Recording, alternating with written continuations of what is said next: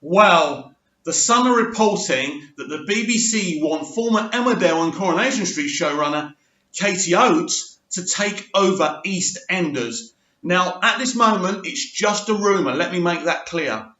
EastEnders is desperate for Kate Oates. Her job on Emmerdale and Coronation Street is impeccable.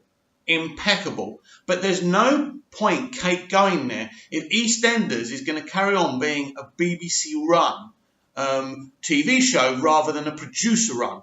Now, I hope that she's made it pretty clear to the BBC if she is going to take over EastEnders, and I do stress this is a rumour, that she must have carte blanche authority to do what she wants. If she wants Danny Dyer out the Vic, then he goes out the Vic.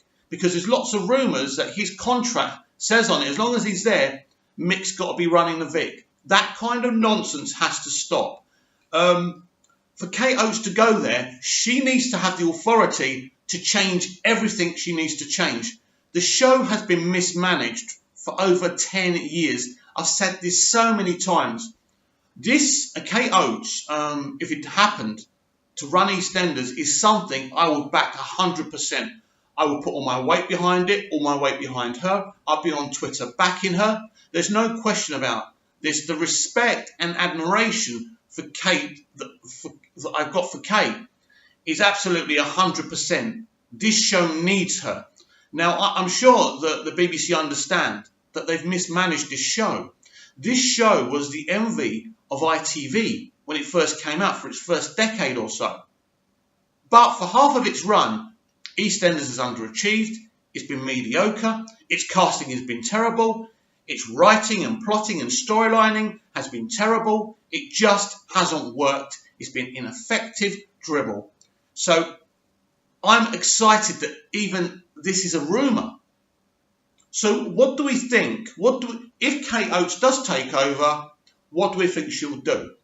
Well, any person, any producer, any storyteller worth her salt will have to decide some very tough decisions. She will have to get rid of a lot of cast members, a lot of characters who just shouldn't be on the show. It's as simple as that. You would see a lot of exits. Now, maybe not straight away, but she's going to have to make tough decisions. One of the issues that I've seen really for 10 years now is showrunners coming in saying they're not going to make many changes because they haven't got the balls to come in there and say, right, we're going to knock some heads together. We are going to do what's right for EastEnders, not for cast members. We don't care about egos.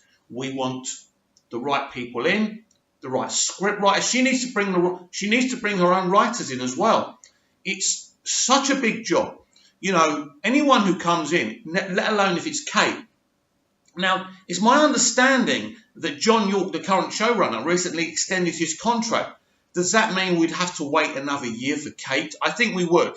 If she is coming in, I'm not sure if it's going to be... If it's straight away, that means the BBC are not happy with York whatsoever, and they're going to terminate his contract, and she'll be in straight away. Now, as I say, I must stress again, this is a rumour, but I do have information, and I do understand that there is a situation going on within EastEnders, and if she does come in straight away, that would obviously point to, you know, them not being happy whatsoever.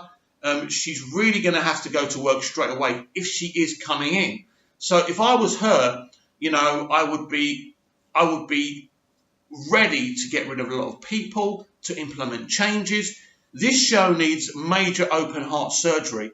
It always has done. There's no question about that. I've been talking about this for over 10 years. So God knows if Kate has been approached, what she thinks about this mammoth task. And it is a mammoth task. And I feel, as a producer out here in Cyprus myself, if you're going to put your name to something, you've got to be allowed to make the decisions, because ultimately the buck stops with you.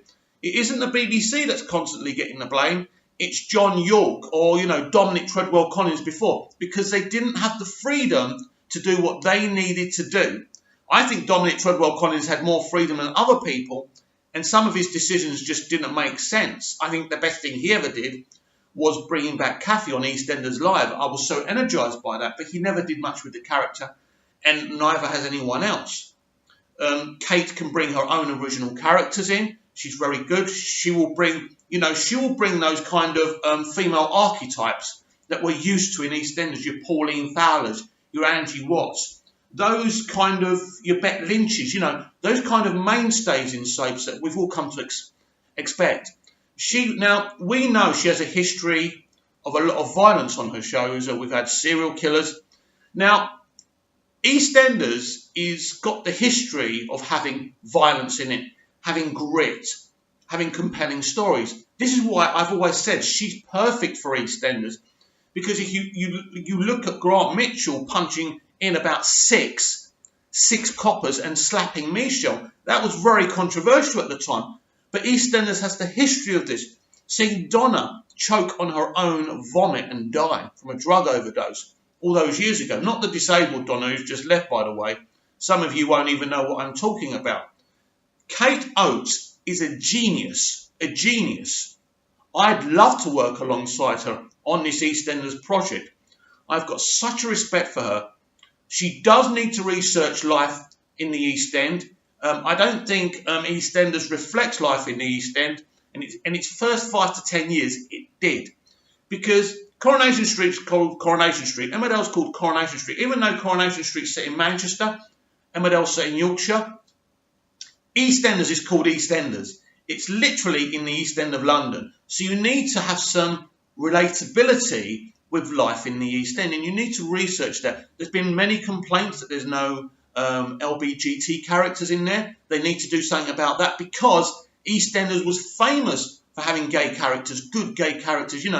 Having, someone like Lord Michael Cashman, whose character of Colin was wonderful, and he's probably one of the best LBGT characters we've ever seen in drama.